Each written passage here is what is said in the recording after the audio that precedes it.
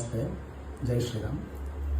ದೇವಸ್ಥಾನಕ್ಕೆ ಹೋದಾಗ ನಾವು ಎಂತೆಂಥ ತಪ್ಪುಗಳನ್ನು ಮಾಡ್ತೀವಿ ನೋಡಿ. ಮೊದಲನೇದಾಗಿ ದೇವಸ್ಥಾನಕ್ಕೆ ಹೋದ ಕೂಡಲೇ ಪಾದರಕ್ಷೆಯನ್ನು ಎಲ್ಲಿ ಅಂದರೆ ಅಲ್ಲಿ ಬಿಡೋದು. ಜೊತೆಗೆ ಒಳಗಡೆ ಹೋದ ಮೇಲೆ ಅಲ್ಲಿ ದೇವ್ರದ ರಕ್ಷೆ ಅಂತ ಇಟ್ಟಿರ್ತಾರೆ. ಆ ರಕ್ಷೆನ ಹಣೆಗಿಟ್ಕೊಂಡು ಕೈಯಲ್ಲಿ ಮಿಕ್ಬಿಟ್ಟಿರುತ್ತೆ. ಅದನ್ನೇನು ಮಾಡೋಣ, ದೇವಸ್ಥಾನದ ಗೋಡೆಗೆ ಹಾಕ್ಕೊಳ್ಳೋಣ, ಅಂಟಿಸ್ಕೊಳ್ಳೋಣ ಅಂದ್ಬಿಟ್ಟು ದೇವ್ರ ಪ್ರದಕ್ಷಿಣೆಗೆ ಹೋಗೋ ಜಾಗದಲ್ಲೆಲ್ಲ ಒರೆಸಿ ಇಟ್ಬಿಟ್ಟಿರ್ತಾರೆ. ದಯಮಾಡಿ ಈ ಥರದ್ದು ಯಾರೂ ತಪ್ಪು ಮಾಡೋಕ್ಕೆ ಹೋಗ್ಬಿಡಿ. ಯಾಕೆಂದರೆ ಆ ಥರ ಒರೆಸ್ಬಿಟ್ಟು ಹೋದರೆ ರಾಹು ದೋಷ ಅಂತ ಹೇಳ್ತಾರೆ.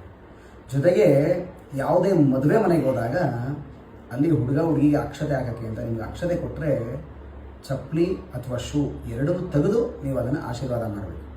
ಅವ್ರು ಕೊಟ್ಟಿದ್ದಾರೆ ಅಂದ್ಬಿಟ್ಟು ಹಂಗೆ ಹಾಕ್ಬಿಡ್ತೀರ, ಅದನ್ನು ಮಾಡೋಕ್ಕೆ ಹೋಗ್ಬೇಡಿ. ಜೊತೆಗೆ ಅಲ್ಲಿ ಹಾಲು ಬಿಡೋಕ್ಕೆ ಅಂತ ಹುಡುಗ ಹುಡುಗಿನ ಕೂರಿಸಿರ್ತಾರೆ. ಹಂಗೆ ಚಪ್ಪಲಿ ಹಾಕ್ಕೊಂಡೇ ಹೋಗಿ ನೀವು ಹಾಲು ಬಿಟ್ಬಿಡೋದು. ಶಾಸ್ತ್ರ ಪ್ರಕಾರ ಏನು ಅಂತಂದರೆ ಹುಡುಗಿ ತಂದೆ ತಾಯಿ ಮಾತ್ರ ಕನ್ಯಾದಾನ ಮಾಡಬೇಕು. ಬಂದವರೆಲ್ಲ ಲೆಕ್ಕದಲ್ಲಿ ಶಾಸ್ತ್ರ ಪ್ರಕಾರ ಇಲ್ಲ, ಬಂದವರೆಲ್ಲ ಹಾಕಬೇಕು ಅಂತ.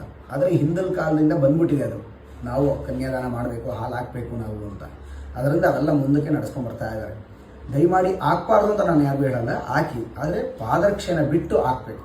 ಆಮೇಲೆ ನೀವು ಆಶೀರ್ವಾದ ಮಾಡಬೇಕಾದ್ರೂ ಅಷ್ಟೇ, ಪಾದರಕ್ಷೆ ತೆಗೆದು ಆಶೀರ್ವಾದ ಮಾಡಬೇಕು. ಆವಾಗ ನಿಮಗೆ ಒಳ್ಳೆಯದಾಗುತ್ತೆ.